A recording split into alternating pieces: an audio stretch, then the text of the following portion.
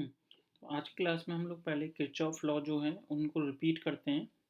तो पहला लॉ था किरचॉफ करंट लॉ जिसको बोलते हैं। इस लॉ के अंदर मैंने बताया था कि आपके पास जब हम नेटवर्क एनालिसिस करेंगे तो उस टाइम पे नोड नोड का मतलब होता है कोई भी एक जंक्शन पॉइंट। तो उस जगह पे जितने भी इनकमिंग और आउटगोइंग वाले करंट हैं उनका एल्जेब्रिक सम हमेशा ज़ीरो होता है। तो जो इनकमिंग वाला है उसको आपने प्लस साइन लेना है और जो आउटगोइंग वाला है उसको नेगेटिव साइन लेना है। जैसे कि अगर इस फिगर में देखें हम, तो इस फिगर के अकॉर्डिंग देखिए इनकमिंग कौन कौन से हैं। I3 इस नोड पे इनकमिंग है, I4 भी इनकमिंग है, तो ये दोनों पॉजिटिव होंगे। और I1 भी इनकमिंग है तो वो भी पॉजिटिव होगा, यानी कि I1 plus I3 plus I4। अब आउटगोइंग में कौन कौन है, I5 और I2। तो माइनस I5 माइनस I2 और इक्वल टू ज़ीरो। तो ये है किरचॉफ फर्स्ट लॉ कह सकते हैं या करंट लॉ, जो कि बहुत कम यूज़ होता है लेकिन ठीक है कुछ कुछ क्वेश्चन में यूज़ हो जाता है। लेकिन सबसे ज़्यादा इंपॉर्टेंट है किरचॉफ वोल्टेज लॉ। क्या है वोल्टेज लॉ, थोड़ा सा कल मैंने आइडिया दिया था। और आज की क्लास में जैसा कि मैंने बताया था हम लोग न्यूमेरिकल्स करेंगे। और यहाँ साइन कन्वेंशन अच्छे से आनी चाहिए। अगर साइन कन्वेंशन आपको नहीं आती है तो क्वेश्चन आपका गलत हो जाएगा। दूसरी चीज़ ये भी है, अलग अलग ऑथर अलग अलग बुक्स में अलग अलग तरीके से लिखते हैं। आंसर सबका सेम आता है, आपको बस एक साइन कन्वेंशन पे फिक्स रहना है जो आपने बेसिकली सीखा हो, बस उसी पे। हर बुक के क्वेश्चन के हिसाब से सॉल्व करेंगे तो ऐसा लगेगा कि किरचॉफ वोल्टेज लॉ आता ही नहीं है। तो इसीलिए मैं कह रहा हूँ कि आपको एक मेथड सीखना है और फिर फाइनल आंसर दोनों का मैच होगा। तो क्या है साइन कन्वेंशन, तो उसके लिए सबसे पहले देखो, जब भी हम बैटरी, जैसे कि इस सर्किट में तो एक दो बैटरी हैं, जब हम न्यूमेरिकल करेंगे तो दोनों बैटरीज की वैल्यूज़ कुछ ना कुछ दी जाएगी, जैसे 4 वोल्ट या 3 वोल्ट ऐसे करके। तो वहाँ हम क्या करेंगे कि दोनों बैटरियों में से पहले जो हाइयर वोल्टेज की बैटरी है उसको चूज़ करो। हालांकि कोई खास फर्क नहीं पड़ता लेकिन फिर भी, जैसे कि एक ही सर्किट में तीन तीन चार चार बैटरी दे रखी हैं, जैसे अभी क्वेश्चन हम लोग करेंगे, तो हाइयर वोल्टेज की जो बैटरी है उसको चूज़ करो और इसकी पॉजिटिव प्लेट से चलना स्टार्ट करना है आपको। अब देखिए, जो रेजिस्टेंस होते हैं इनमें एक करंट फ्लो होता है, तो एक तरह से यहाँ वोल्टेज कुछ खर्च होगा, फिर जो बचा उसमें से कुछ वोल्टेज यहाँ खर्च होगा, फिर और बचा, ऐसे करके सर्किट में चलता है। तो आप ऐसे सोच के रखिए, जैसे यहाँ मैंने बताया कि अगर कोई करंट इनकमिंग है तो प्लस साइन, आउटगोइंग है तो माइनस साइन। बस वैसे ही आपको याद रखना है कि ये मेन सोर्स है। तो ये जो मेन सोर्स मतलब बैटरी है, सपोज सपोज ये 5 वोल्ट की है या 10 वोल्ट की है, तो वो आपको साइन लिखना है E1। अब जब आप आगे चल रहे हो तो ये वोल्टेज क्या यहाँ रजिस्टेंस ये क्या कर रहा है, उस पावर सोर्स का यूज कर रहा है। तो ऐसे आप ध्यान दिमाग में याद रखिए कि अगर ये यूज कर रहा है इट मीन्स ये खर्च कर रहा है। तो इसका मतलब इस पे कितना वोल्टेज होगा, तो जैसे कि ओम्स लॉ से पता है V1 is equal to IR1, मतलब जो भी इसमें करंट फ्लो होके जा रहा होगा वो। तो IR1, तो इतना क्या हो रहा है, खर्च हो रहा है, इसलिए यहाँ पे कौन सा साइन लगाएंगे हम, माइनस B1। फिर इसी तरह से आगे बढ़े तो इस रेजिस्टेंस पे भी कुछ इस वाली बैटरी का वोल्टेज खर्च हुआ, तो आई करंट अगर जा रहा है तो R2, तो यहाँ पे हम B2 लिखेंगे और बाद में सॉल्व करते टाइम पे IR2। अब एक चीज़ बहुत इंपॉर्टेंट है, जब आप प्लस प्लेस प्लेट से स्टार्ट करते हैं, जैसे कि मैं तो हर क्वेश्चंस को हमेशा जो भी यहाँ वोल्टेज दिया है उसकी प्लस प्लेट से स्टार्ट करता हूँ। लेकिन कभी कभी कुछ बुक्स में माइनस से भी होता है, तो वही मैं कह रहा था कि कंफ्यूज मत होना। अगर आप मेरे मेथड से सीख रहे हो तो प्लस प्लेट से हमेशा चलना है। और अगर रास्ते में, जैसे आपने ये क्या है, प्लस प्लेट है और रास्ते में एक और प्लस प्लेट मिल गई, तो इस पे हमें मतलब साइन चेंज कर देना है, आपको ऐसे याद रखना है। अगर आप यहाँ पे प्लस प्लेट से स्टार्ट करना स्टार्ट करते हो और एक और बैटरी मिलती है जिसका पॉजिटिव साइन ही मिल जाता है पहले, जैसे आप यहाँ देखिए जब आप नीचे की ओर आ रहे हैं तो ये प्लस प्लेट ही पहले मिल रही है, तो आपको साइन चेंज कर देना है। अगर तो साइन चेंज कर दिया, और अगर यहाँ पे नेगेटिव का पहले होता पॉजिटिव का बाद में होता तो हम +3 लिख देते। जैसे कि अगर 3 वोल्ट की बैटरी होती तो हम 3, एक बार एग्जांपल ले लेते हैं। सपोज यहाँ पे ये है 4 वोल्ट की बैटरी, फिर एक सर्किट यहाँ से चला, ये रजिस्टेंस है सपोज 2 ओम का, और इसमें करंट कितना फ्लो हो रहा है, आई ओम, मतलब आई एम्पियर। और फिर यहाँ जो बैटरी लगी है सपोज एक और वो भी प्लस की है 6 वोल्ट। तो मेरा कहना ये है कि पहले ये यहाँ से चलना स्टार्ट हुए थे तो हम इसको क्या लिखेंगे, +4। ऐसा करते हैं, मैं इसको थोड़ा हाइयर वाली ले लेता हूँ। जैसे कि मैंने बताया था कि मैं हमेशा बड़ी बैटरी से स्टार्ट करता हूँ, सपोज ये 10 वोल्ट की है। तो यहाँ पे मैंने लिखा 10 वोल्ट प्लस का। फिर यहाँ ये रेजिस्टेंस में कुछ ना कुछ वोल्टेज खर्च हुआ, तो आई इंटू में आर, तो यहाँ पे मैंने क्या लिखा माइनस का 2i। फिर अब हमने प्लस से ही स्टार्ट किया था, और प्लस वाली ही अगर आपको बैटरी मिल रही है दूसरी वाली भी, तो हम साइन चेंज कर देंगे, यानी कि -6 और इक्वल टू 0 ऐसे करना है। एक और फिगर लेते हैं। सपोज इस बार वही 10 वोल्ट की बैटरी है, और यहाँ जो रजिस्टेंस है वो भी 2 ओम का है, और आई करंट फ्लो हो रहा है। लेकिन इस बार जो बैटरी की जो साइड है वो नेगेटिव पहले मिल जाती है, मतलब ये नेगेटिव प्लेट और ये पॉजिटिव प्लेट बाद में मिलती है। तो नेगेटिव प्लेट अगर पहले मिल रही है, तो वही जैसे चलते टाइम पे, मतलब सिंपल सा ऐसे याद रखो कि चलते टाइम पे जो पहले प्लेट आ रही है उसका साइन चेंज कर देना है। जैसे कि यहाँ चलते टाइम पे ये कौन सी प्लेट आ गई, पॉजिटिव, तो हम क्या लिखेंगे -6। अब यहाँ चलते हुए हम चले प्लस से थे, और उसके बाद दूसरी कोई बैटरी मिलती है तो उसकी कौन सी प्लेट मिल रही है, नेगेटिव, तो हम साइन चेंज कर देंगे। यानी कि अगर सपोज ये 4 वोल्ट की है तो क्या लिखेंगे इसको, 10 वोल्टेज, स्टार्टिंग जहाँ से करते हैं हमेशा प्लस पॉइंट से, तो 10 वोल्ट, फिर माइनस यहाँ पे कोई एक रेजिस्टेंस है जिसमें कितना वोल्टेज खर्च हो रहा है, तो 2i। फिर यहाँ कौन सी बैटरी मिल गई, 4 वोल्ट की, लेकिन उसका नेगेटिव प्लेट मिला है, तो मैंने बताया उसका साइन चेंज कर दो, यानी कि +4 और इक्वल टू 0।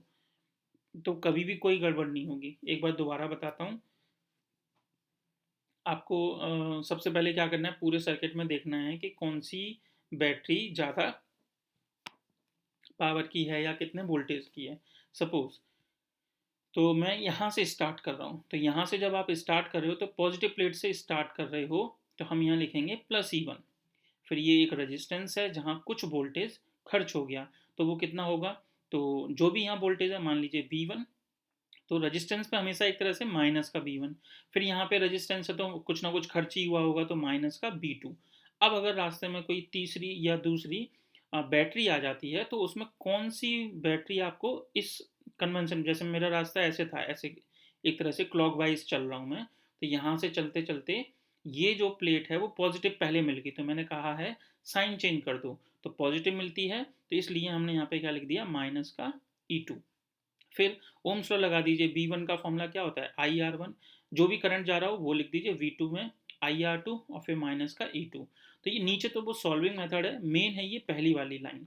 अगर वो आपको अच्छे से समझ आती है और क्वेश्चन में आप अप्लाई कर सकते हैं, तो ये पूरा चैप्टर ही ईजी है। और अगर आप यही नहीं समझ पा रहे हैं तो ये पूरे चैप्टर, क्योंकि आगे भी थ्योरम्स आने वाली हैं जो कि हर पेपर में आती हैं, नॉर्टन थ्योरम और रेसिप्रोसिटी थ्योरम, ये सारी तो वो किसी ना किसी पेपर में आई हैं, और वहाँ पे ये किरचॉफ लॉ यूज जरूर होता है। तो चलिए अब आगे देखते हैं। तो अब एक क्वेश्चन, हाँ क्वेश्चन स्टार्ट करते हैं। जैसा कि मैंने कहा था आज की क्लास में हम लोग क्वेश्चन ज़्यादा करेंगे, तो ये देखते हैं। E1 कितना है, 12 वोल्ट, हमें मेन फिगर दे दिया है, और E1 की वैल्यू 12 वोल्ट है, ज़रूरत पड़ेगी तब पुट करेंगे। E2 जो है वो 6 वोल्ट है, और जो Vs है यानी कि ये वाला, इसकी वैल्यू है 10 sin 400t। ठीक है, find I in the circuit, तो हमें आई पता करना है। आई कहाँ है, ये फ्लो होके जा रहा है, तो कोई प्रॉब्लम नहीं है।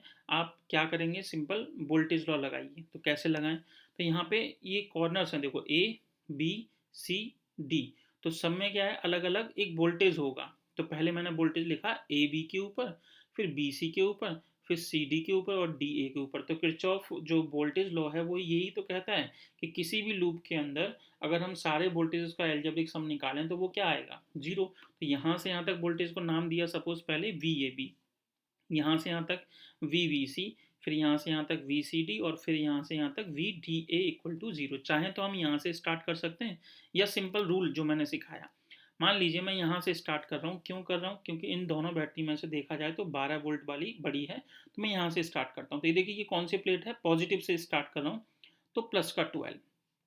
आगे चले, फिर ये एक कोई भी मतलब लाइन है या रेजिस्टेंस है, तो यहाँ कितना वोल्टेज है इस पे, तो वी एस पे कितना वोल्टेज है वो हमें दिया नहीं है, तो हम क्या लिखेंगे बी, हाँ ये दिया हुआ है पहले से, तो वी एस ही लिख देते हैं। अभी तो जब सॉल्व करेंगे तब वैल्यू पुट कर देंगे।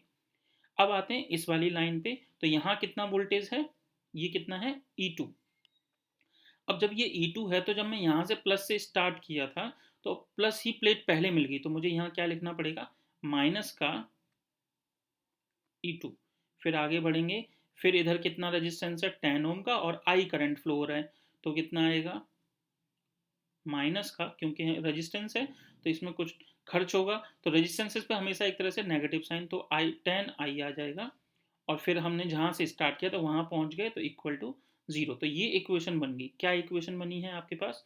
एक तरह से वी एस, फिर एक बार देखते हैं ई वन की वैल्यू कितनी थी, 12 थी, तो मैं इसको ई वन ही लिख देता हूँ क्योंकि एक साथ ही फिर पुट करेंगे। तो ये ई वन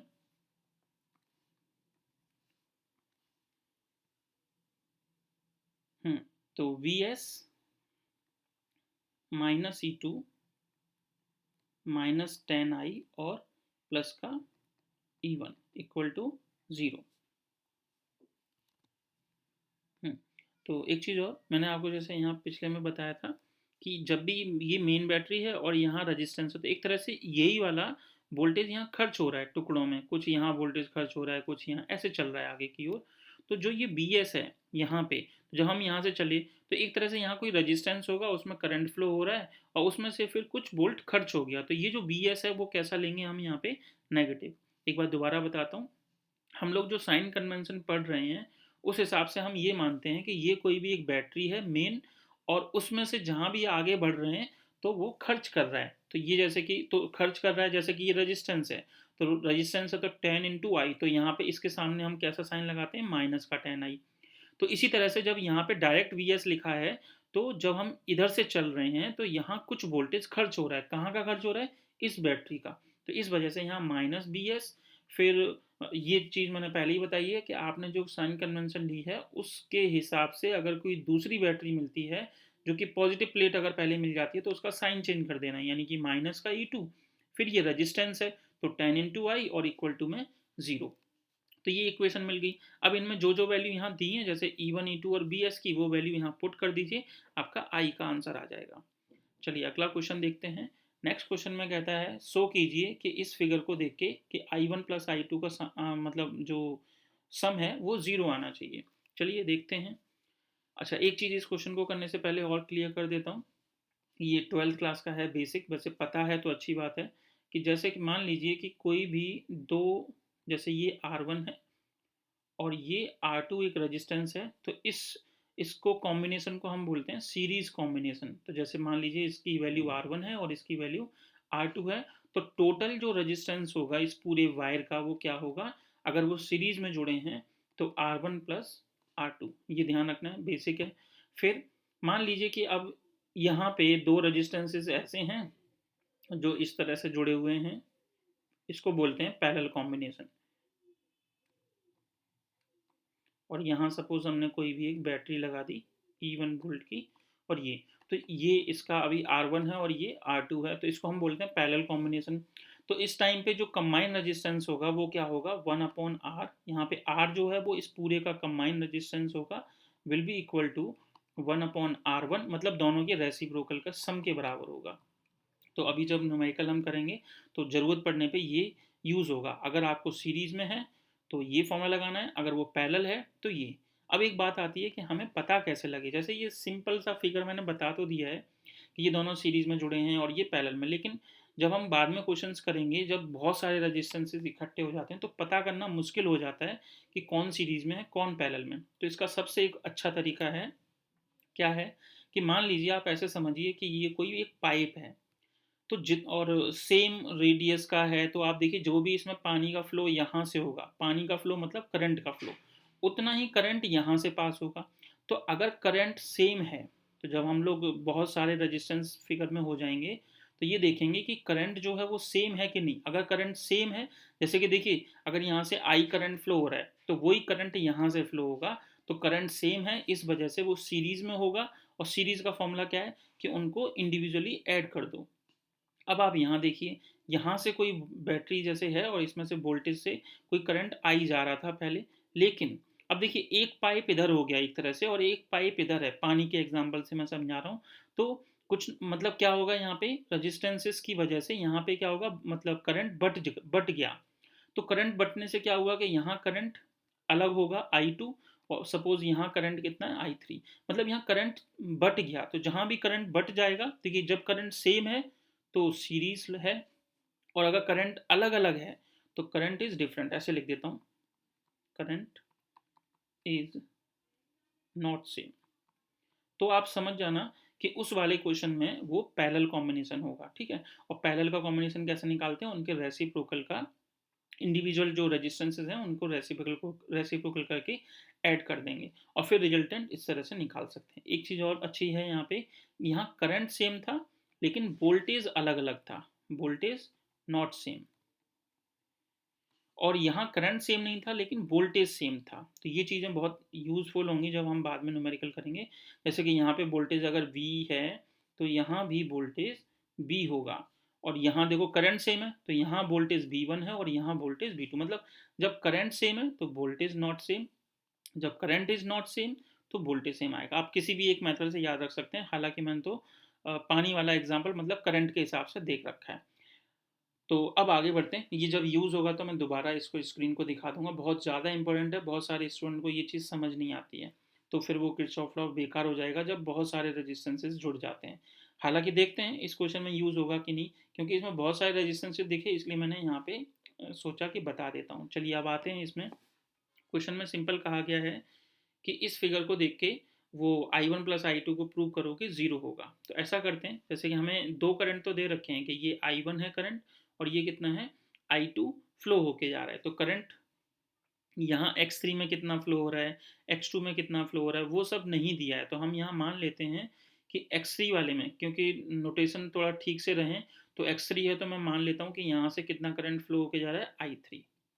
इसी तरह से ये जो x1 है सब कुछ ठीक रहे, तो क्योंकि I1 यहाँ पहले से उन्होंने दे रखा है, तो मैं वैसे तो I1 यूज़ करता, लेकिन यहाँ I1 पहले से दे रखा है तो मैं इसको कुछ और मान लेता हूँ, जैसे कि I4, क्योंकि I1 I2 पहले से हैं, I3 यहाँ यूज़ कर लिया तो यहाँ पे I4। अब आगे देखते हैं। अब आप सोच रहे होंगे कि मैंने यहाँ क्यों नहीं यूज़ किया, क्योंकि सिंपल है, जो करंट ये जा रहा है फिर ये ऐड होके जो आएगा वो इसमें, तो उसकी ज़रूरत नहीं है। चलिए अभी यहाँ पे लूप में हम लोग किरचॉफ करंट लॉ लगा के देखते हैं पहले। तो कौन सा पॉइंट कंसीडर करें, जैसे कि ये देखिए इस वाले पॉइंट पे P1 पे, या इस पे कंसीडर कर लेते हैं। बहुत सारे नोड पॉइंट हैं, कहीं भी कर सकते हैं वैसे तो ये कैसा करंट है, जैसे कि यहाँ पे I1, फिर उस इस क्यू पॉइंट पे देख लेते हैं सबसे अच्छा। ऐसा करते हैं, पहले करंट के हम लोग डायरेक्शन बना लेते हैं। जैसे कि यहाँ पे करंट की डायरेक्शन ये दोनों तो गिवन है, I1 इधर और ये I2 इधर। ऐसे इधर भी बना लेते हैं कि यहाँ से P से इधर की ओर करंट जा रहा है, और ये वाला I4 की कन्वेंशन हमने ऐसे मानी है। तो अब इस P पे पहले KCL लगा दीजिए। KCL बहुत वो सिंपल है, कैसे कि जो भी जंक्शन पे हम लगा रहे हैं उस पर इनकमिंग और आउटगोइंग का जो करंट का सम है एल्जेब्रिक, वो जीरो होगा। तो इस P पॉइंट पे I1 कैसा है, आउटगोइंग, तो इसलिए माइनस I1। फिर ये क्या है, आउटगोइंग ये भी है, तो यहाँ पे क्या आएगा, माइनस का I4। इसी तरह से ये I3 भी आउटगोइंग है, तो माइनस का I3 इक्वल टू जीरो।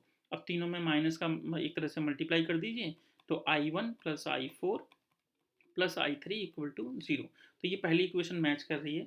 और ये चीज़ मैं बार बार रिपीट कर रहा हूँ, एक रूल सीखिए, इन्होंने अपना शायद ऐसा कुछ रूल बना दिया होगा या डायरेक्ट लिख दिया होगा, ये पहली इक्वेशन नहीं लिखी और डायरेक्ट ये इक्वेशन लिख दी, तो कन्फ्यूज मत होइए। इसके बाद आते हैं इस क्यू पॉइंट पे, तो सेम सेम ही लगाइए क्यू पॉइंट पे भी, इनकमिंग और आउटगोइंग वाला। तो जैसे कि ये I3 करंट है, ये I4 है इस क्यू पॉइंट पे, तो ये भी आपको ध्यान रखना है आगे के क्वेश्चंस में। जैसे ये बैटरी थी, तो आपने यहाँ से कोई करंट प्रोड्यूस I फ्लो कराया, तो इसी बैटरी में वापस I ही वापस आएगा, ठीक है। तो इसी लॉजिक से जब यहाँ R पॉइंट पे, जैसे ये I3 करंट है, ये I4 है, तो इधर वाले में भी I3, जैसे ये I3 है और ये कितना है आपके पास I4, तो इस क्यू पॉइंट पे देखते हैं पहले तो यहाँ कितना होगा, इस पे x2 पे पहले देखिए इस क्यू पॉइंट पे इनकमिंग क्या क्या है। तो इनकमिंग है I4, तो प्लस का I4। फिर यहाँ पे इस क्यू पॉइंट पे और कौन सा करंट है, तो प्लस का, ये I2 जो है वो नेगेटिव है, तो माइनस का I2। और इधर भी जो ये I3 करंट है, हाँ जो मैं यहाँ बता रहा था कि अगर आपने यहाँ से I करंट ऊपर की ओर निकाला तो I करंट ही वापस आएगा। तो ये I3 करंट है, तो यहाँ पे भी जो फ्लो होने वाला करंट होगा वो क्या होगा, I3। तो I4 माइनस, क्योंकि ये I4 यहाँ इनकमिंग है Q पॉइंट पे और इसी पे ये आउटगोइंग है, तो इसलिए हमने यहाँ पे I2 लिखा है। अब इस X2 के 3 की X2 पे जो करंट आ रहा है उसकी डायरेक्शन कैसी है, तो ये कैसा है यहाँ पे I3, तो ये I3 ही वापस, तो ये कितना हो गया आपके पास, इनकमिंग है तो प्लस का I3 इक्वल टू 0, तो इसमें माइनस का मल्टीप्लाई कर दीजिए तो आपके पास ये इक्वेशन बन जाएगी। और दोनों इक्वेशन को जैसे ही आप ऐड करेंगे तो ये I4 इससे कैंसिल हो जाएगा, I3 इससे कैंसिल हो जाएगा, दोनों को सम कीजिए तो I1 plus I2 equal to 0। हमें यही प्रूफ करना था, छोटा सा क्वेश्चन था ऐसे ही। अब आगे देखते हैं, ये चीज़ें मैंने पहले ही बता चुका हूँ, ये आपकी बुक में मेंशन है इसलिए मैंने लगा भी दिया है कि KCL और KVL में अगर आपकी चीज़ें सीरीज़ में हैं, अच्छा ये तो अभी अभी जस्ट बताया था कि अगर आपके एलिमेंट्स अगर सीरीज़ में हैं तो इसका मतलब क्या है, उनमें सेम करंट फ्लो कर रहा है, और अगर सेम वोल्टेज फ्लो कर रहा है, एक तरह एग्जिस्ट कर रहा है, तो वो किस में है, पैरेलल में है। अच्छा, इसके बाद में अगर हमें करंट का फॉर्मूला निकालना है तो वही ओम्स लॉ आपको हमेशा यूज़ करना है। तो V इज इक्वल टू जैसे क्या होता है आई आर, तो I की वैल्यू कितनी आ जाएगी यहाँ से V अपॉन आर, तो वो लिखा है कि जब आपको ज़रूरत हो करंट निकालने की तो जो भी यहाँ पे वोल्टेज है और डिवाइडेड बाई आर, और अगर किसी सर्किट में आपको वोल्टेज निकालना है तो है ही Ohm's law direct V is equal to I R, तो ये कॉमा नहीं है, ये मल्टीप्लाई का साइन है। चलिए अब आते हैं सीधा सीधा न्यूमेरिकल्स पे, और जो चीज़ मैं इतनी देर से समझा रहा हूँ कि कैसे किरचॉफ वोल्टेज लॉ लगाना है। तो देखिए जैसे कि इस सर्किट में दे दिया, तो क्वेश्चन प्रैक्टिस कीजिए लिख लिख के, मैं सिर्फ वोल्टेज लॉ अप्लाई करना सिखा रहा हूँ और फिर आगे बढ़ जाऊँगा, और उन इक्वेशंस को सॉल्व कैसे करना है वो आप इन आंसर से भी देख सकते हैं। तो देखिए यहाँ पे एक 5 वोल्ट की बैटरी है और एक 4 वोल्ट की बैटरी है, तो सबसे पहले तो यहाँ पे करंट की डायरेक्शन वगैरह बनाना आना चाहिए, तो बड़ी बैटरी पकड़ लिया करो हमेशा। तो 5 वोल्ट की और 4 वोल्ट में ऑब्वियसली 5 वाली बड़ी है, ये पॉजिटिव प्लेट है, तो यहीं से मैं करंट को बाहर निकाल देता हूँ। अगर यहाँ करंट पहले से डायरेक्शन दी होती तो फिर मजबूरी थी कि जो वो देते हैं वही फॉलो करनी पड़ेगी, लेकिन अगर फिगर में नहीं है तो हमेशा बड़ी बैटरी चूज करो और उसमें से कोई भी एक करंट निकालो, जैसे कि सपोज मैंने यहाँ इसको नाम दिया I1। इसी तरह से ये वाली बैटरी है, यहाँ से भी कोई ना कोई करंट जा रहा होगा तो मैं उसको नाम दे देता हूँ I2। अब खुद सोचिए आप, यहाँ से I2 करंट जाएगा, यहाँ से I1 आएगा, तो इसमें से किरचॉफ अगर मैं फर्स्ट लॉ लगाऊं या करंट लॉ लगाऊं तो ये I1 करंट और ये I2 करंट मिलके यहाँ पे कोई नया करंट बनाएगा जिसको हम क्या नाम दे देंगे, I3। तो ऑब्वियसली इस पॉइंट पे अगर मैं किरचॉफ फर्स्ट लॉ लगाऊं यानी कि करंट लॉ लगाऊं तो इनकमिंग और आउटगोइंग का देखिए सम कितना होना चाहिए, 0। तो इनकमिंग कौन कौन है, I1, और इनकमिंग कौन है, I2, तो दोनों का साइन पॉजिटिव, और जो आउटगोइंग है उसका साइन नेगेटिव, तो माइनस का I3 इक्वल टू 0। तो इस तरह से इक्वेशन देखिए, इस I3 को आप राइट साइड में ले जाइए, तो ये पहली इक्वेशन आपको समझ आ गई होगी कैसे बनी है। अब आगे बढ़ते हैं, इसी तरह से ये देखते हैं अब किरचॉफ वोल्टेज लॉ लगा, तो देखो एक लूप है ऊपर और एक लूप है नीचे, तो मैं पहले बात कर रहा हूँ जैसे कि सपोज नीचे वाले लूप की, जिसको मैं नाम दे देता हूँ सपोज ये 1, या फिर अगर नाम से ही पढ़ना है तो नाम से ही लिख देते हैं कि PR, फिर Q पे आएंगे और फिर वापस P पे जाएंगे। तो इस लूप पे अगर मुझे किरचॉफ वोल्टेज लॉ लगाना है तो चलिए कैसे सिखाया था मैंने, कि इस लूप में पहले बैटरी पकड़िए, इस लूप में बैटरी कौन है, 4 वोल्ट की, तो इसकी इस वाली पॉजिटिव प्लेट से चलना स्टार्ट कीजिए, तो प्लस का 4, फिर क्या बताया था, अब यहाँ से चले और फिर हमें ऐसे लूप में वापस आना है, तो यहाँ से चले और ये 20 ओम का एक रेजिस्टेंस है जिसमें करंट कितना फ्लो हो रहा है, I3। तो मैंने सिखाया था कि रेजिस्टेंस क्या करता है, वोल्टेज को डिक्रीज करता है, एक तरह से खर्च होता है, तो माइनस का 20 I3। 20 I3 क्यों लिखा, क्योंकि ये एक वोल्टेज है और ओम्स लॉ से B is equal to IR, तो I3 इंटू रेजिस्टेंस। फिर आगे बढ़े और फिर यहाँ आए तो 60 ओम पे भी यही है। अब देखो जो चीज़ जस्ट पिछले क्वेश्चन में यूज हुई कि इस बैटरी से अगर I2 करंट निकला है तो इस बैटरी में एंट्री करने वाला जो करंट होगा वो भी I2 ही होगा। इसी तरह से यहाँ से अगर I1 करंट निकला है तो इसमें बैक में पीछे कौन सा करंट आ रहा होगा, I1, अदरवाइज गलतियाँ हो जाएंगी। तो फिर से देखते हैं, यहाँ से चले तो 4 प्लस का 4 क्योंकि मेन बैटरी है, फिर हम चले इस वाले वायर पे तो इसमें 20 ओम का रेजिस्टेंस है, I3 करंट है तो 20 I3। फिर इस वाले में आ रहे हैं तो इसमें करंट कितना होगा, ये मेन बात है। तो जैसे मैंने बताया कि अगर यहाँ मतलब बैटरी में इनकमिंग वाला जो आउटगोइंग है वही इनकमिंग होगा तो वही करंट यहाँ से जा रहा होगा, तो हम क्या लिखेंगे, माइनस का 60 I2 इक्वल टू 0। तो ये एक लूप की इक्वेशन तैयार हो गई। एक बार दोबारा समझते हैं। मैंने कहा है कि सबसे पहले क्वेश्चन देख के बैटरी जो भी है, अगर डायरेक्शन नहीं दी है तब की बात कर रहा हूँ, और दे दी है तो फिर वही फॉलो करना पड़ता है। तो इस 5 वोल्ट की बैटरी से मैंने कोई करंट प्रोड्यूस कराया, जैसे I1, यहाँ से एक I2, इस जंक्शन पॉइंट पे ऑब्वियसली दोनों मिलेंगे तो ये नया करंट I3 प्रोड्यूस हुआ। फिर इस जंक्शन पे हमने किरचॉफ फर्स्ट लॉ लगाया तो ये इक्वेशन मिली। अब आते हैं, दो लूप हैं तो पहले नीचे वाले लूप में हम किरचॉफ वोल्टेज लॉ लगा रहे हैं। तो मैंने बताया है कि जिस बैटरी से जितना करंट निकला है उतना ही उसमें एंटर करना चाहिए, यानी I2। तो अगर ये I2 है तो इसमें से भी कौन सा करंट आ रहा होगा, I2। ये तो है ही I3। अब देखो ये I1 था, इन दोनों से मिलके I3 बना था। तो इस I3 में से देखो I2 नीचे चला गया और I1 कहाँ चला गया, वापस। और ये देखिए जितना करंट यहाँ से निकला था उतना ही वापस आ गया। तो इस तरह से कोई गड़बड़ नहीं होगी आपके क्वेश्चन में। अब आगे फिर से देखते हैं। तो यहाँ पे प्लस का 4 लिखा क्योंकि पॉजिटिव प्लेट है, क्योंकि हम स्टार्टिंग पॉइंट हमारा यही है। फिर ये रेजिस्टेंस में I3 करंट है, 20 ओम का रेजिस्टेंस है, तो वोल्टेज कितना खर्च हो गया, 20 I3। फिर इधर I2 करंट फ्लो हो रहा है तो 60 इंटू I2, और फिर कुछ है नहीं, मतलब ये तो शुरुआत पॉइंट वाला ही था, तो इक्वल टू 0। एक इक्वेशन मिल गई। इसी तरह से अब दूसरी ऊपर वाले लूप में समझते हैं। ऊपर वाले लूप का कुछ नाम देख लेते हैं, जैसे P, जो भी चलना है, P, S, R, P, कोई भी ले सकते हैं, वैसे ज़रूरी नहीं है, जैसा भी आप मर्जी है। तो लूप समझते हैं, हमें वापस यहीं चलना है, चाहे ऐसे ले लो या ऐसे ले लो। तो मैं यहाँ से चलना स्टार्ट करता हूँ। जैसे ये 5 वोल्ट की बैटरी है तो प्लस का 5। फिर यहाँ से चले इस वाले वायर में आए तो फिर से यहाँ पे 20 ओम का रेजिस्टेंस है, I3 करंट है तो खर्च हो रहा है, तो 20 I3। फिर हमें वापस जाना, तो फिर से 200 है तो उसमें I1 करंट के साथ में खर्च हो रहा है, तो माइनस का 200 I1, और फिर वापस आ गए तो इक्वल टू 0। ये दो इक्वेशन बन गई आपकी। और एक इक्वेशन क्या थी, I3 equal to I1 plus I2। तीनों को सॉल्व कीजिए, आपके तीनों करंट की वैल्यूज आ जाएंगी। जो भी पूछी हो फिर बता दीजिए। जैसे कि इन्होंने शायद ये B3 ये वाला पूछा है कि 20 ओम यानी P और R के बीच में जो वायर है, कनेक्टिंग है, कि उसमें कितना करंट फ्लो हो रहा है, ये पूछा है। तो यानी कि I3 पूछा है, तो I3 की वैल्यू आप निकाल सकते हैं इन तीनों इक्वेशन को सॉल्व करके। और भी क्वेश्चंस हैं तो उनको देखेंगे अभी हम लोग। ये इक्वेशन देखो डायरेक्ट जैसे ये है और ये है, दिखने में अलग अलग लग रही हैं क्योंकि इन्होंने अपना मेथड अलग यूज़ किया होगा, लेकिन अल्टीमेटली आंसर जो होगा वो सेम आएगा। तो चलिए अब आगे बढ़ते हैं। Using Kirchhoff law. अब इस सर्किट में ऐसे सर्किट बहुत आएंगे आगे, तो और भी कॉम्प्लिकेटेड आने वाले हैं, तो प्रैक्टिस यहीं से करनी पड़ेगी धीरे धीरे। चलिए देखते हैं, इस वाले लूप में चलते हैं। ये प्लस का 9 है, सिंपल। और यहाँ देखो करंट इन्होंने पहले से दे रखा है, तो चिंता की कोई बात ही नहीं है, क्योंकि पिछले क्वेश्चन में तो करंट दे भी नहीं रखा था।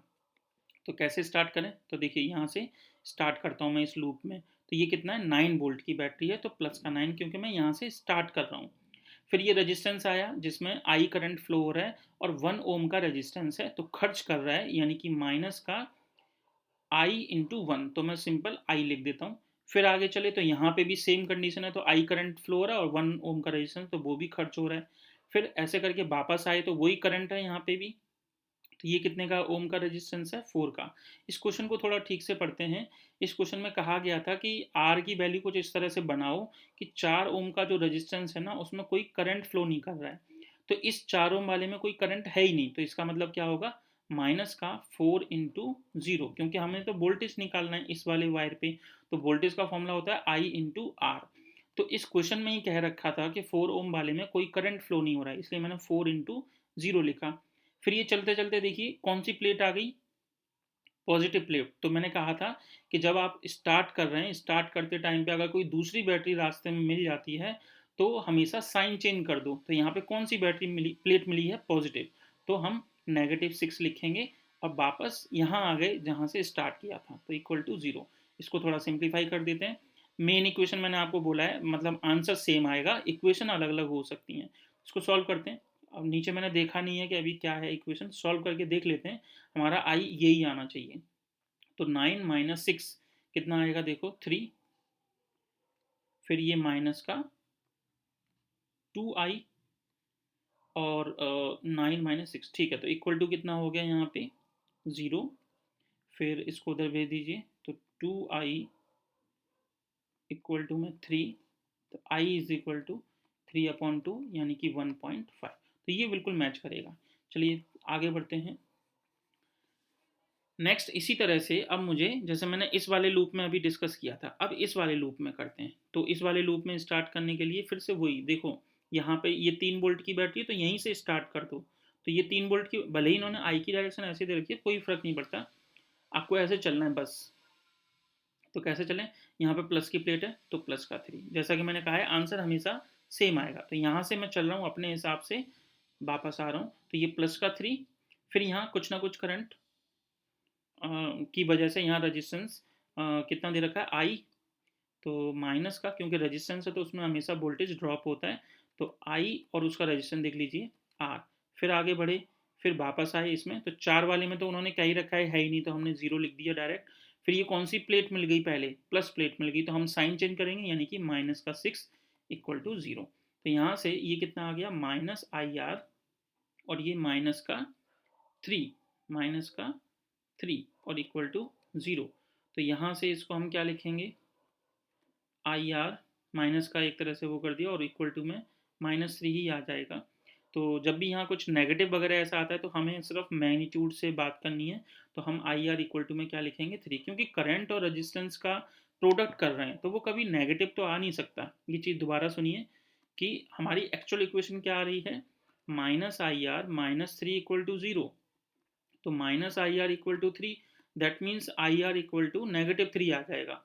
तो अब आपको पता है कि I क्या है, करंट है, कुछ ना कुछ तो करंट फ्लो कर ही रहा होगा, रेजिस्टेंस है, तो इन दोनों का प्रोडक्ट कभी नेगेटिव आ ही नहीं सकता। तो हम अलग से एक लाइन लिख सकते हैं कि इन मैग्नीट्यूड कि IR = 3। अब I की वैल्यू हमने पहले पार्ट में निकाली थी 1.5, तो यहाँ 1.5 इंटू R = 3, और इसको सॉल्व करके आप R निकाल सकते हैं।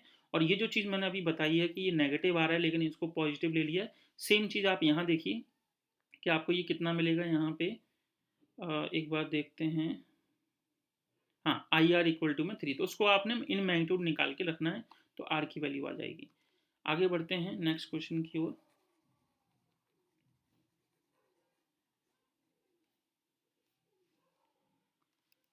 सेम, अब यहाँ पे देखो, जैसे कि ये पॉइंट टू, कोई भी ये करंट फ्लो होके जा रहा है, तो यहाँ से जो भी करंट जाएगा, सपोज ये पॉइंट 2 करंट के बाद में, तो यहाँ मैं मान लेता हूँ आई करंट है, या I1 मान लेते हैं, तो ये जो I1 करंट है वही करंट यहाँ फ्लो होगा।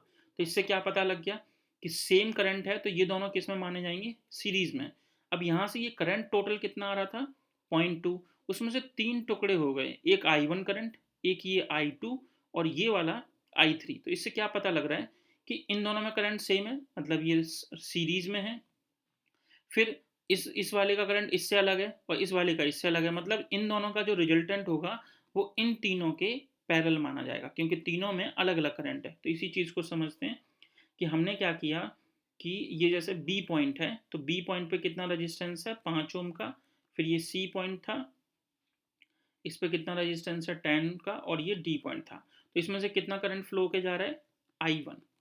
फिर जो दूसरा वायर है उसमें अलग करंट जा रहा है, तो इसलिए वो क्या बन जाएगा, पैरेलल कॉम्बिनेशन। तो ये पैरेलल कॉम्बिनेशन, और कितना 10 है और कितना करंट जा रहा है, I2। फिर जो अगले वाला है, अगर इसमें भी I2 करंट जा रहा होता बाई चांस, तो मैं उसको इस 10 के साथ अटैच कर देता, लेकिन उसमें भी करंट अलग है, तो करंट अलग मतलब पैरेलल कॉम्बिनेशन हमेशा। तो इस तरह से लिखा, और ये कितना आ गया 30। तो इसमें करंट कितना है, सपोज I3। तो ये पैरेलल कॉम्बिनेशन इस तरह से बन गया। तो अब मैं क्या करूंगा, इन दोनों को हटा के इनका कंबाइंड रेजिस्टेंस लिख दूंगा, जो कि कितना हो जाएगा, 15 ओम का। तो 15 ओम लिखा, और ये, अब ये 15, ये 10 और ये 30 को मिला के हम टोटल रेजिस्टेंस निकालेंगे, और ये पूरा फिगर मिटा के बी और ई के बीच में जो रेजिस्टेंस है वो लगा देंगे, जो इनका कंबाइंड रेजिस्टेंस है। तो वो आप निकाल सकते हैं इस फॉर्मूले से। तो 1/R = 1/15 + 1/10 + 1/30। इसको सॉल्व कीजिए आप अपने आप, तो इसकी वैल्यू आएगी 5 ओम के आसपास, मतलब 5 ओम ही आएगी। तो हमने इस पूरे फिगर को हटा के यहाँ से, और ये 30 ओम भी हटा के, इसकी जगह क्या लिख देंगे, 5 ओम। क्योंकि इन जगहों पे ना तो कोई बैटरी है ना कुछ, सिर्फ रेजिस्टेंसेस थे। तो अगर यहाँ बैटरी वगैरह होती तो ऐसा नहीं करते। यहाँ कोई भी बैटरी वगैरह या अलग चीज़ें नहीं है, ना कैपेसिटर है ना इंडक्टर है, सिर्फ रेजिस्टेंसेस थे। तो इस पूरे रेक्टेंगल का हमने एक कंबाइंड रेजिस्टेंस निकाला, जो कि 5 आ गया, उसको हटा दिया और यहाँ पे एक नया रेजिस्टेंस 5 ओम के नाम से जोड़ दिया। अब आते हैं इसमें किरचॉफ लॉ लगाते हैं।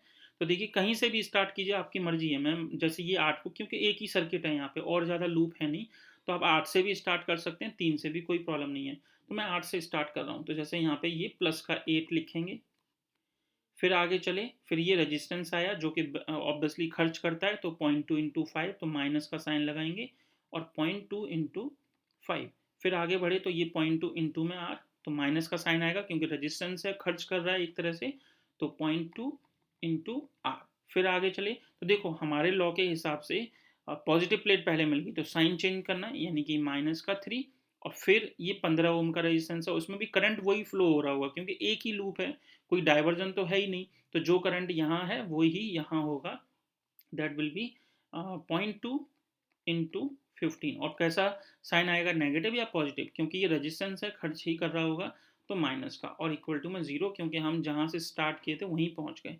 अब इसको सॉल्व कर लीजिए, तो ये 8 है, फिर 0.2 इंटू 5 कितना आएगा, 1 ऑब्वियसली, फिर माइनस का ये 0.2 आर, फिर -3, और इसको भी सॉल्व कर लीजिए, तो ये कितना आएगा, माइनस का 3, फिर इक्वल टू 0। इसको सॉल्व करते हैं तो 8 - 1 यानी कि 7, 7 - 3 यानी कि 4, फिर 4 - 3 यानी कि 1।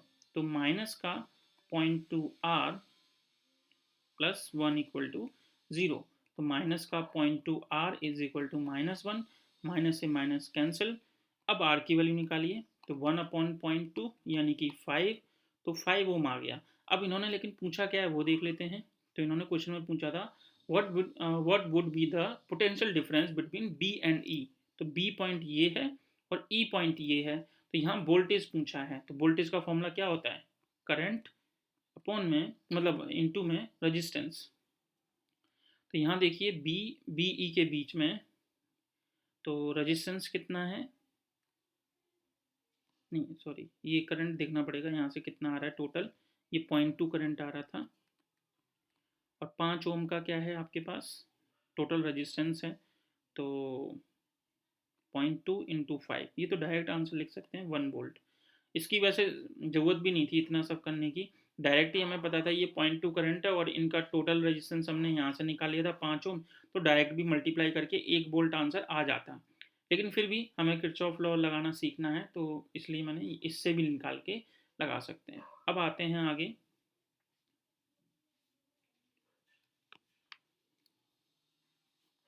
नेक्स्ट क्वेश्चन देखते हैं। इसमें भी लूप के हिसाब से ही सोचना है। देखिए, तो पहला एक लूप ये लेते हैं और एक ये लेते हैं। तो हमने यहाँ से स्टार्ट किया, पहले यहाँ कितना है 3, चलिए कहाँ से स्टार्ट करें, पहले पढ़ लेते हैं क्वेश्चन। कभी कभी किसी किसी क्वेश्चन में कुछ अलग दिया होता है, जैसे कि इसी क्वेश्चन में सिर्फ यही पूछा था कि पोटेंशियल डिफरेंस कितना है, तो ये सब इतना करने की ज़रूरत नहीं थी। तो in the circuit in the circuit shown in this figure, assuming point A to B at zero potential. हाँ, इसका मतलब ये यहाँ पे जीरो पोटेंशियल हमें दे रखा है। Use Kirchhoff rules to determine the potential at B. इस बी पॉइंट पे कितना होगा वो हमें पता करना है, पोटेंशियल डिफरेंस फाइंड करना है। Find V at B. तो देखते हैं, सबसे पहले हमने क्या किया कि जो R1 रेजिस्टेंस जैसे ये वाला है, और 2 ओम रेजिस्टेंस और 4 वोल्ट की बैटरी, तो ये लूप में मैं फर्स्ट मानता हूँ और इसको सेकंड। और इसमें हम पहले किरचॉफ लॉ लगाते हैं। कैसे लगाएं, तो यहाँ से स्टार्ट करते हैं क्योंकि ये डायरेक्शन ऐसे मान लेते हैं। तो ये क्या है, पॉजिटिव प्लेट, तो प्लस का 4 क्योंकि स्टार्टिंग है। फिर यहाँ से 3 एम्पियर करंट इधर जा रहा है, और उसमें से 1 एम्पियर करंट इधर चला गया, तो यहाँ कितना बचा, बहुत सिंपल है, 2 एम्पियर। 3 एम्पियर करंट यहाँ से निकला, जिसमें से 1 एम्पियर उधर चला गया, तो इधर कितना आएगा, 2 एम्पियर। तो हमें तो बस इस लूप में बात करनी है पहले। तो पहले 4 वोल्ट की बैटरी है, तो +4। फिर हम नीचे की ओर आए, तो यहाँ कितना रजिस्टेंस है, 2 ओम का, और 2 एम्पियर का करंट है, तो माइनस का 2 इंटू 2।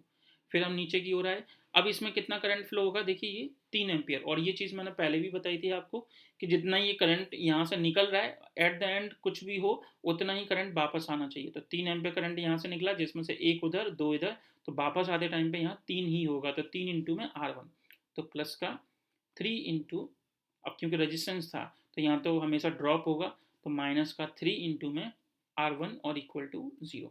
तो 4 और ये 2 माइनस 2 कितना हो जाएगा, ये भी 4, तो 4 माइनस 4 यानी कि 0 ऑब्वियसली। तो R1 कितना आ जाएगा, 0 माइनस 3 R1 इक्वल टू 0, यानी कि R1 इज इक्वल टू 0। तो आप देख सकते हैं हमारी इक्वेशन, चाहे इन्होंने चाहे कुछ भी लिखा हो यहाँ पे और हमने अपने हिसाब से लिखा है, फाइनल आंसर हमेशा सेम आता है।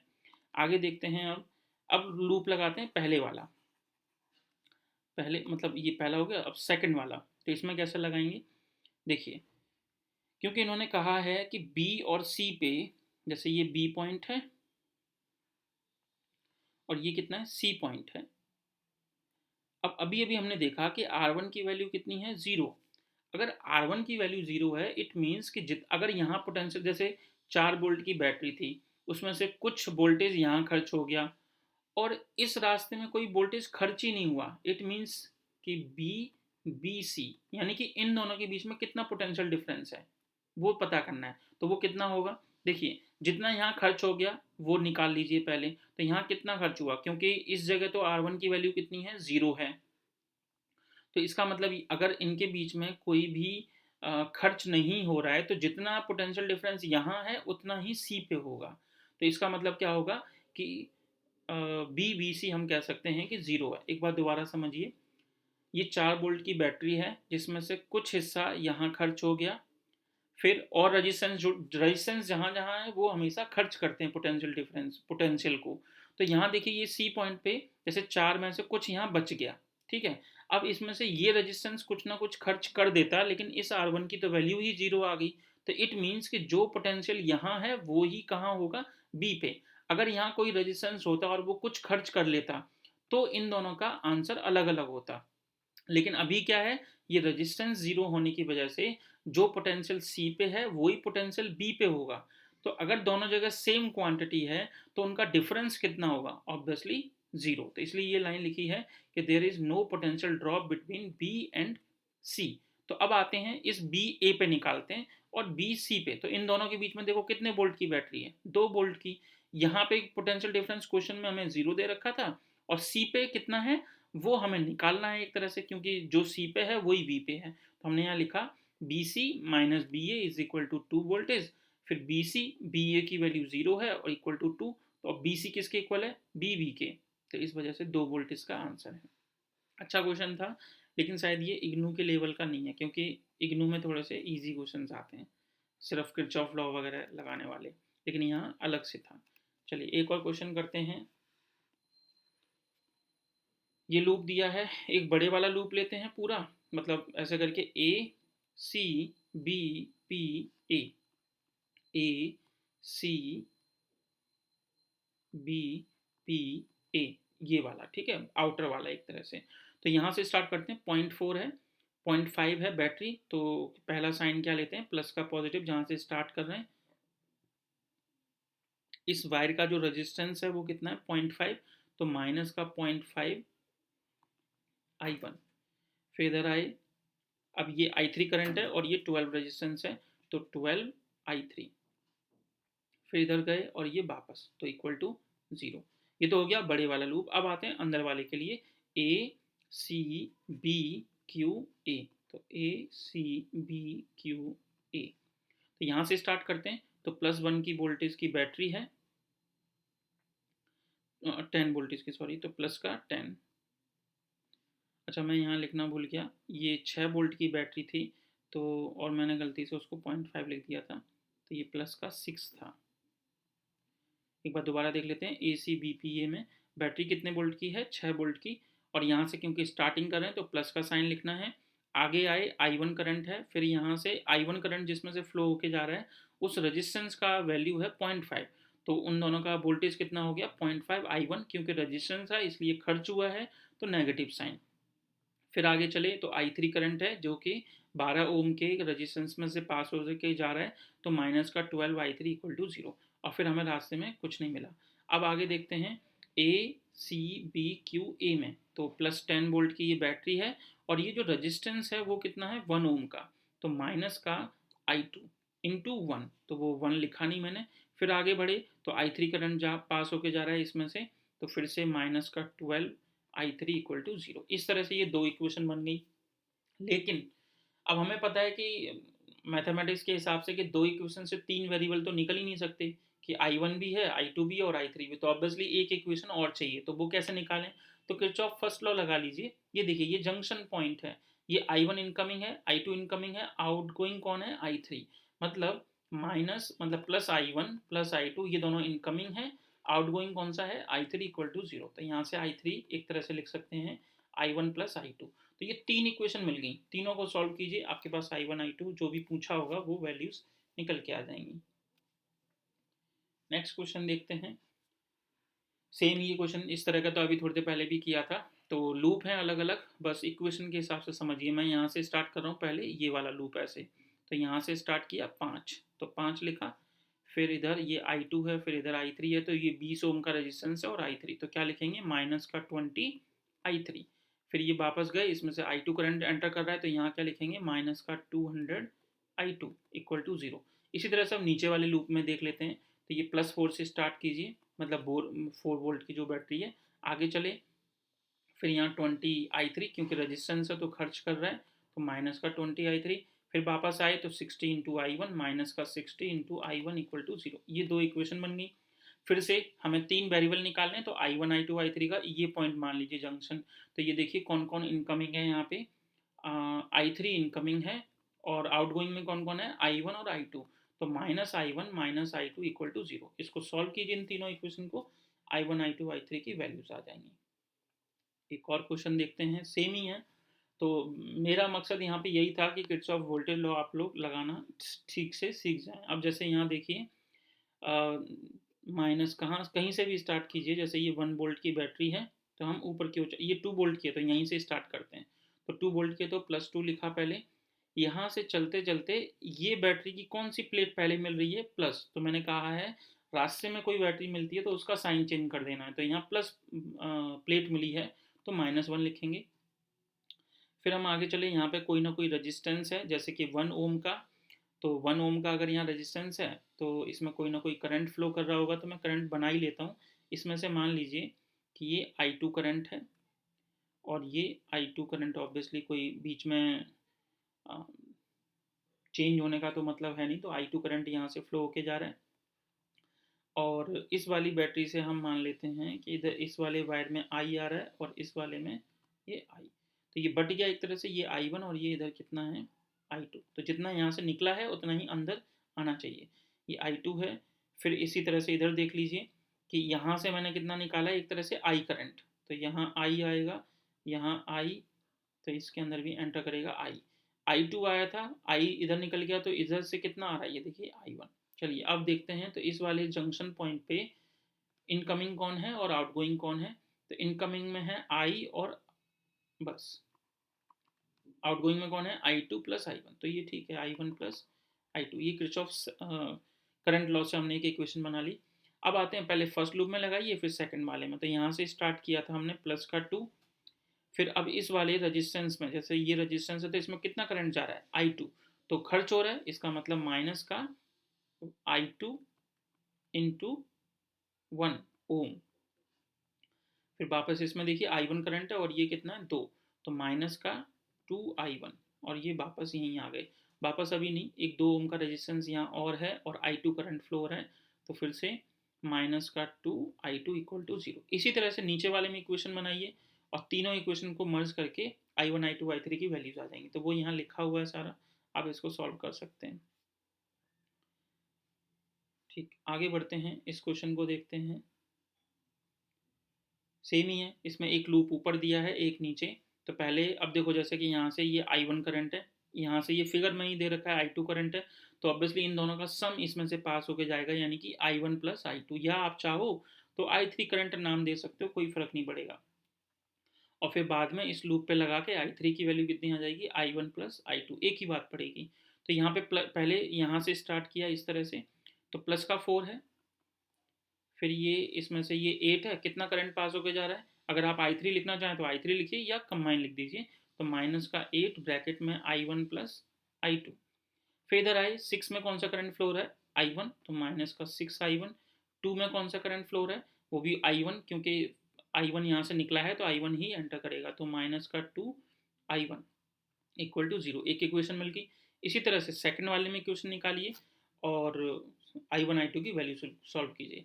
आप इन्होंने बुक में क्या इक्वेशन लिख रखी हैं, अगर इससे एकदम से मैच करेंगे तो शायद आंसर मतलब कंफ्यूज हो जाओगे। तो जो रूल मैंने सिखाए हैं पहले उनको लिख के सॉल्व कर लीजिए, और फिर आप I1 I2 की जो इस तरह की वैल्यूज़ हैं वो मैच 100% होंगी, अगर आप जो रूल में बताए हैं उनको फॉलो कर रहे हैं तो।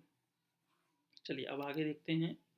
ये आपकी बुक के क्वेश्चंस हैं, बहुत ही इजी, जैसे मैंने बताया था कि इनका लेवल इग्नू वालों का थोड़ा सा इजी होता है।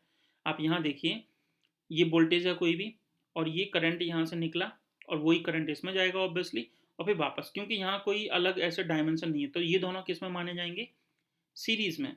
तो ये दोनों किस में है, सीरीज में। तो हमने यहाँ पे पहले चलो वो लगा लेते हैं किरचॉफ वोल्टेज लो। तो ये प्लस की प्लेट है तो वी एस देखो प्लस का लिखा है, फिर ये रेजिस्टेंस है जो कि यहाँ पे खर्च होगा, तो R1, अब यहाँ कोई करंट जा रहा है सपोज आई करंट फ्लो हो जा रहा है, तो क्या लिखेंगे, माइनस का आई R1, तो देखो माइनस का आई R1, फिर इसी तरह से माइनस का आई R2 और इक्वल टू 0। यहाँ से अब वी एस की वैल्यू निकाल ली इन्होंने। फिर यहाँ वोल्टेज कितना होगा, तो V2 का फॉर्मूला क्या होता है, फॉर्मूला बताया था ओम्स लॉ से, I और उसका रेजिस्टेंस। तो इस पूरे ही सर्किट में I करंट फ्लो हो रहा है क्योंकि और कोई ब्रांच नहीं है, तो I इंटू R2। तो ये V2 की वैल्यू कितनी आ गई, I R2। तो V2 की वैल्यू अगर निकालनी है, जैसे इन दोनों इक्वेशन को सॉल्व कर लीजिए तो यहाँ से R2I है, ये R2I की वैल्यू है, इसकी जगह V2 पुट करेंगे तो आपके पास V2 की वैल्यू कुछ इस तरह से, मतलब इन दोनों इक्वेशन को सॉल्व कीजिए तो हमारे पास V2 की वैल्यू ये आ रही है। इसी को हम बोलते हैं वोल्टेज डिवाइडर एक्शन। बहुत सारे क्वेश्चंस बाद में ऐसे होंगे कि जैसे ये BS है और यहाँ पे बहुत चीज़ें जुड़ी होंगी अलग अलग रजिस्टेंसेस, तो उन सब का कंबाइन रजिस्टेंस निकाल लो और यहाँ लगा दो बस। और इस फॉर्मूले को याद रख लो कि जब ऐसी सिचुएशन आती है तो V2 की वैल्यू कितनी आती है, मतलब इस जैसे मैं यहाँ मान लीजिए बहुत सारे रजिस्टेंसेस जोड़ दिए ऐसे करके एक फिगर, और यहाँ सिर्फ रजिस्टेंसेस ही जुड़े हैं, तो हम क्या करेंगे, उनका कंबाइन क्या एक रजिस्टेंस निकाल लेंगे कि टोटल कितना है सीरीज और पैरेलल के हिसाब से, उसको हटा के और इस जगह वो जो भी आंसर आया होगा वो यहाँ लिख देंगे, और फिर वो क्वेश्चन में पूछेगा कि ये B2 की वैल्यू बताओ, तो हम ये डायरेक्ट फॉर्मूला यूज कर सकते हैं। हालांकि किरचॉफ लॉ लगा के भी कर सकते हैं, कोई दिक्कत नहीं है, ऐसा क्वेश्चन ही करवाया भी था, ये देखिए। ये क्वेश्चन में देखो यहाँ पे ये था, और ये बहुत सारे रेजिस्टेंसेस अलग अलग जोड़े थे तो उनको कंबाइन करके एक रेजिस्टेंस यहाँ कनेक्ट कर दिया था, और सीधा क्वेश्चन पूछ लिया जाता कि इस BE के ऊपर कितना पोटेंशियल होगा। डायरेक्ट ये क्वेश्चन अगर होता तो हम क्या करते, पहले वो टोटल रेजिस्टेंस निकाल लिया, वो उसको क्या नाम दे देंगे R2, और हमसे क्या पूछा गया है B2, तो B2 का डायरेक्ट आंसर क्या होगा कि जो भी यहाँ पे बैटरी लगी हुई है वो लिखिए यानी VS, और जो R1 रेजिस्टेंस है प्लस R2 कौन है यहाँ पे, अगर डायरेक्ट आपके पास है तो R2 लिखिए, और अगर कॉम्बिनेशन है तो उन कॉम्बिनेशन का एक रिजल्टेंट लिखिए वो R2 और ऊपर। तो मतलब ये बहुत अगर आप याद रख सकते हैं तो वोल्टेज डिवाइडर एक्शन के नाम से इस को याद भी कर सकते हैं, अदरवाइज जो लेंदी काम होता है वो बच जाता है। तो ये 5 टाइप इन्होंने बताए हैं आपकी बुक में, इग्नू की बुक में, जो कहीं भी ये यूज कर सकते हैं। तो आई कैसे हैं वो मैंने आपको यहाँ सिखा दिया है। अब आगे देखते हैं, मान लीजिए यहाँ पे करंट वाला करंट सोर्स है, ये क्या है देखिए वोल्टेज सोर्स है, और ये क्या है करंट सोर्स है। तो करंट देखिए यहाँ पे दो पैरेलल हिस्से हैं, तो करंट यहाँ क्या होगा, बट जाएगा। तो बटने के हिसाब से पहले हमने क्या किया कि यहाँ वोल्टेज निकालो और यहाँ निकालो, तो मैंने आपको बताया था कि जब करंट बट जाता है तो रेजिस्टेंस पैरेलल में होते हैं, और पैरेलल रेजिस्टेंस का जब हमें टोटल रेजिस्टेंस निकालना हो तो उनका रेसिप्रोकल के हिसाब से, तो हमने क्या लिखा IS अपॉन में B इज इक्वल टू, अब यहाँ रेजिस्टेंस कितना है एक तरह से मतलब टोटल निकालना है ना, तो 1/R1 प्लस 1/R2, IS की वैल्यू निकाल लो, तो इक्वल टू में B को उधर भेज दो राइट साइड में, तो V/R1 प्लस B/R2। इसी तरह से सिर्फ मुझे इसमें से जैसे कोई करंट है, ये टोटल करंट था, उसमें से कुछ इधर आ गया मान लीजिए I1 और कुछ इधर चला गया I2, तो यहाँ वोल्टेज कितना होगा, तो I2 की वैल्यू है B/R2, ये वैल्यू, और इसको जैसे हमने यहाँ पे वोल्टेज के हिसाब से इन इक्वेशन को सॉल्व करके B2 की वैल्यू निकाली थी, इसको इसमें पुट करके उसी तरह से यहाँ पे इन दोनों इक्वेशन को कंबाइन करके हम I2 की वैल्यू निकालेंगे तो वो ये आएगी। तो इसको बोलते हैं वोल्टेज डिवाइडर एक्शन और इसको बोलते हैं करंट डिवाइडर एक्शन। ये सिर्फ तभी यूज होते हैं जब कोई क्वेश्चन बहुत बड़ा है और डायरेक्ट इस तरह का अगर सर्किट है और वो कहेगा कि यहाँ बताओ टोटल वोल्टेज कितना है, तब आप डायरेक्ट ये यूज कर सकते हो। इसी तरह से इस तरह का सर्किट है, मतलब ये दोनों पैरेलल में है और कहेगा कि बताओ इस वाले वायर में या इस वाले रेजिस्टेंस में कितना करंट फ्लो हो रहा है। तो I2 इक्वल टू में जितना यहाँ पे करंट सोर्स दे रखा है वो लिखो, फिर यहाँ जो पैरेलल में R1 है वो लिखो और नीचे उन दोनों का सम। तो वही है, इनको नोट्स बना के आप याद कर सकते हैं कि अगर सर्किट इस हिसाब का है तो उसमें I2 की वैल्यू ये होगी, और इस हिसाब का है, ये दोनों सीरीज हैं, उसमें V2 पूछ लिया है यहाँ पे, तो हम वोल्टेज डिवाइडर रिजल्ट यूज करते हैं। और अगर इस तरह का है तो करंट डिवाइडर। और ये चीज़ें बनी कैसे हैं, वही किरचॉफ लॉ से। अब आते हैं इस वाले में। अब देखो यहाँ पे ये करंट सोर्स है, लेकिन इस बार ये R2 ऊपर भी लग गया। पिछले क्वेश्चन में देखा जाए तो ये दोनों थे लेकिन R2 नहीं था, ये देखिए ये दोनों थे लेकिन R2 नहीं था, तो यहाँ पे एक R2 अलग से अटैच कर दिया है, तो कोई प्रॉब्लम नहीं है। यहाँ पे इसी के हिसाब से लिखेंगे तो अभी अभी जो ये वाला पढ़ा है वो क्या फॉर्मूला था, मतलब मान लीजिए ये R2 अभी है नहीं क्वेश्चन में, तो फॉर्मूला ये था कि यहाँ आई एस लिखो, फिर जो भी रेजिस्टेंस है इनिशियल वो ऊपर और दोनों का सम इधर। इसी तरह से यहाँ तीन रेजिस्टेंसेज हैं, तो I इक्वल टू में आई एस और R1 अपॉन में इन तीनों का सम लिखा।